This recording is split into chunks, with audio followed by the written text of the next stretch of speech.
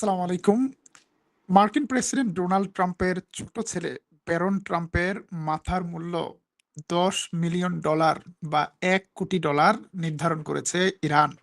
ইরানের রাষ্ট্রীয় টেলিভিশন চ্যানেলে ডোনাল্ড ট্রাম্পের ছেলের ব্যাপারে এই নির্দেশ দেয়া হয়েছে। কেউ যদি ডোনাল্ড ট্রাম্পের ছেলেকে ধরে ইরানের কাছে হস্তান্তর করে, ইরান $10 মিলিয়ন দেবে। কেন ইরান এই ধরনের ঘোষণা দিল?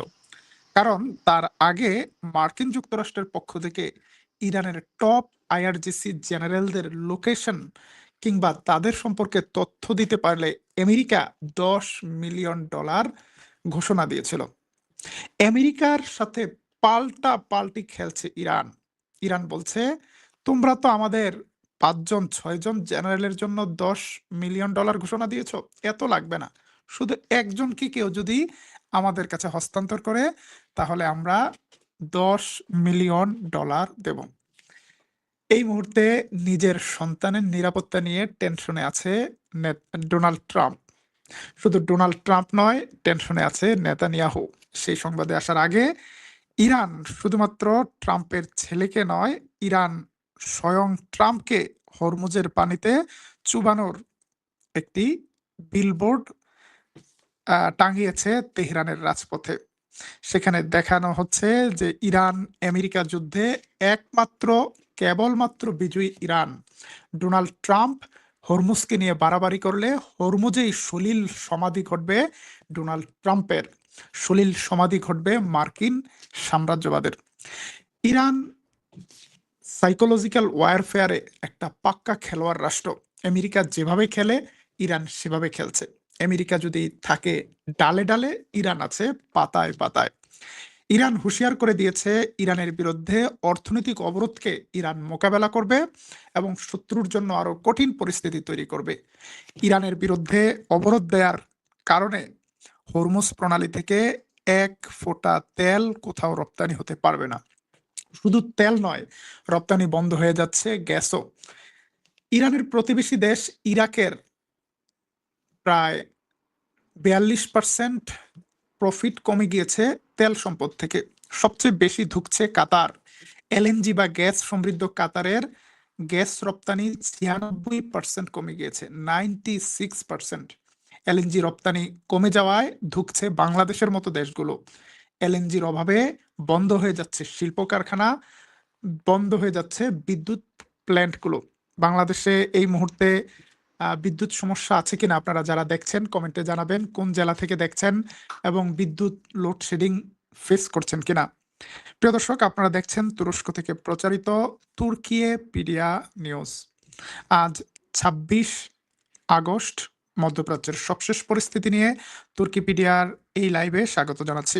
বাংলাদেশের বাইরে থেকেও, ওমান থেকে আমাদের একজন দর্শক যোগদান করেছেন, শ্রীলঙ্কা থেকে যোগদান করেছেন রুবেল আহমেদ, সাতক্ষীরা থেকে জয়েন করেছেন, ময়মনসিংহ থেকে, শাহজাহানপুর, বগুড়া থেকে সবাইকে স্বাগত জানাচ্ছি। এদিকে নিজের সন্তানকে নিয়ে টেনশনে আছে নেতানিয়াহু নিজেও। নেতানিয়াহুর ছেলে ইয়ের নেতানিয়াহু, যাকে নিয়ে এই মুহূর্তে টাইমস অফ ইসরায়েলের ব্যানার হেডলাইন, মানে সবার উপরে যেই নিউজটা, সেই নিউজটা হলো নেতানিয়াহুর পোলাকে নিয়ে। নেতানিয়াহুর পোলা নাকি খুব ভয় পেয়েছে। Netanyahu's son Yair was target of Iranian assassination plot in Florida, has since returned to live in Israel. ইরানের গোয়েন্দাদের ধাওয়া খেয়ে নাকি নেতানিয়াহুর ছেলে পালিয়ে আমেরিকার ফ্লোরিডা থেকে ইসরায়েলে চলে এসেছে।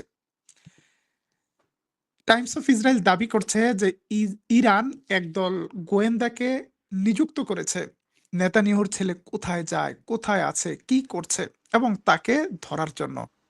শেষ পর্যন্ত আতঙ্কিত হয়ে নেতানিয়াহুর ছেলে পালিয়ে ইসরায়েল চলে এসেছে। নেতানিয়াহুর ছেলে যদি ইসরায়েল এসে প্রাণে রক্ষা পায়, তো ট্রাম্পের ছেলে কোথায় যাবে? ট্রাম্পের ছেলে তো আমেরিকাতে আছে। ছেলেদের নিয়ে এখন দুশ্চিন্তায় নেতানিয়াহু এবং ডোনাল্ড ট্রাম্প। কিন্তু নেতানিয়াহু রাজনৈতিক মঞ্চে, নির্বাচনী খেলায় নিজেকে ভিকটিম, অসহায় দেখানোর জন্য এখন নিজের পোলাকে নিয়ে বাণিজ্যে নেমেছে। সবাইকে বোঝাচ্ছে, দেখো এই ইসরায়েলের জন্য আমি আর কি করব, আমার ছেলেকেই কুরবানি দেওয়ার পথে, আমার ছেলেই এখন বিপন্ন, আমাকে আরেকবার ভোট দাও, না হলে তো আমি আর বাঁচবো না। আবার নেতানিয়াহু আক্রমণ অব্যাহত রেখেছে গাজায়, দক্ষিণ লেবাননে। গতকাল দক্ষিণ লেবাননে ব্যাপক বোম্বিং করেছে ইসরায়েল, গাজার তাঁবুগুলোতে বোম্বিং করেছে ইসরায়েল।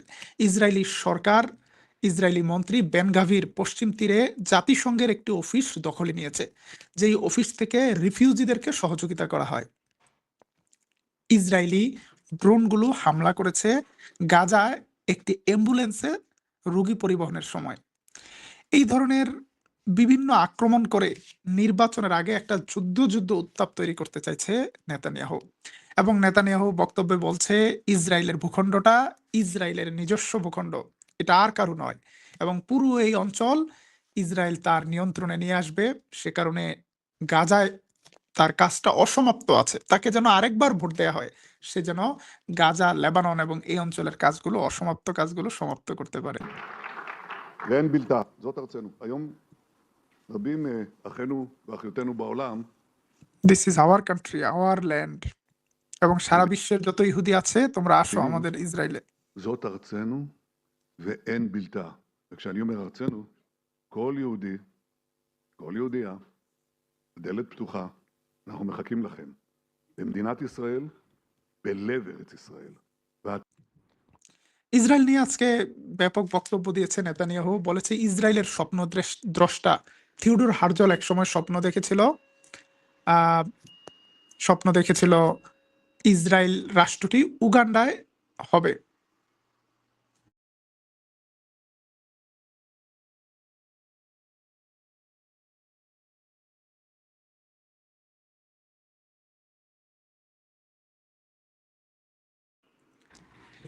সেই উগান্ডায় না হয়ে এবার তাদের এই রাষ্ট্রটি হয়েছে ইসরায়েলে। এটি ইসরায়েলি হওয়াতেই নাকি সারা বিশ্বের ইহুদিরা একটা নিরাপদ জায়গায় আসার সুযোগ পেয়েছে। তবে আজকে ইসরায়েলের খেলাকে ঘুরিয়ে দেওয়ার ঘোষণা দিয়েছে তুরস্কের প্রেসিডেন্ট এরদোয়ান। তুরস্ক বলছে, এই অঞ্চল নিয়ে যদি কারো পরিকল্পনা থাকে তাহলে আপনারা বিশ্বাস রাখুন, তুরস্কেরও পরিকল্পনা আছে, তুরস্কেরও নির্দিষ্ট টার্গেট আছে।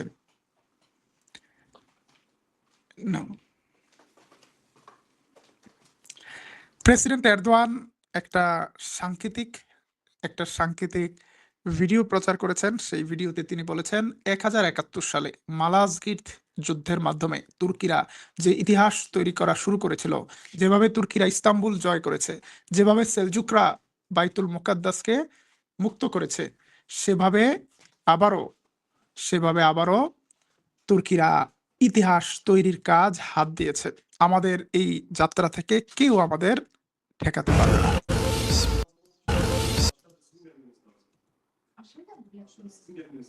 Cehennem olsa gelen gözümüzde söndürürüz.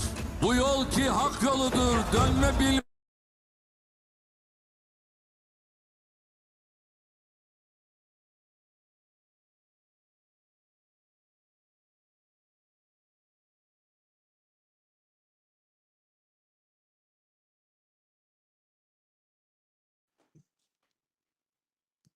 Donanma yağdırsa bu altımızdaki yerden bütün yanardağlar taşıp da kaplasa afakı bir kızıl sarsa, değil mi cephemizin sinesinde iman bir, sevinme bir, acı bir, gaye aynı, vicdan bir, değil mi ortada bir sine çarpıyor Yılmaz, cihan yıkılsa emin ol bu cephe sarsılmaz. প্রিয় দর্শক, president Erdogan বলেছেন, আমরা যে মহান লক্ষ্য নিয়ে সামনে বেরিয়েছি, আমরা আমাদের এই পথ থেকে ফেরত যাব না। কারো উস্কানি, কারো প্রভোকেশনে আমাদের তাকানোর সময় নেই। আমরা আমাদের সুনির্দিষ্ট পরিকল্পনা নিয়ে আমরা পথে নেমেছি, আমাদের পথ থেকে কেউ আটকাতে পারবে না। আমাদের দর্শকদের কাছে আমাদের লাইভের শেষ প্রশ্ন, মধ্যপ্রাচ্যে সত্যি মানচিত্র বদলের, ইতিহাস বদলের একটি ধারা শুরু হয়েছে। এই ধারায় কোন দেশ নেতৃত্ব দিবে বলে মনে করেন? সেটা কি ইসরায়েল, সেটা কি তুরস্ক, নাকি সেটা ইরান? কমেন্টে আপনার মতামত জানাতে পারেন। ইতিহাস বদলের, নতুন ইতিহাস তৈরির সেই সংবাদ নিয়ে আপনাদের পাশে থাকবে তুরস্ক থেকে তুর্কিপিডিয়া নিউজ। আজকের মতো বিদায় নিচ্ছি। আল্লাহ হাফিজ।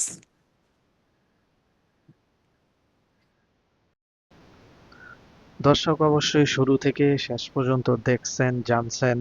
অবশ্যই আপনাদের মূল্যবান মতামত কমেন্টে জানিয়ে দিবেন।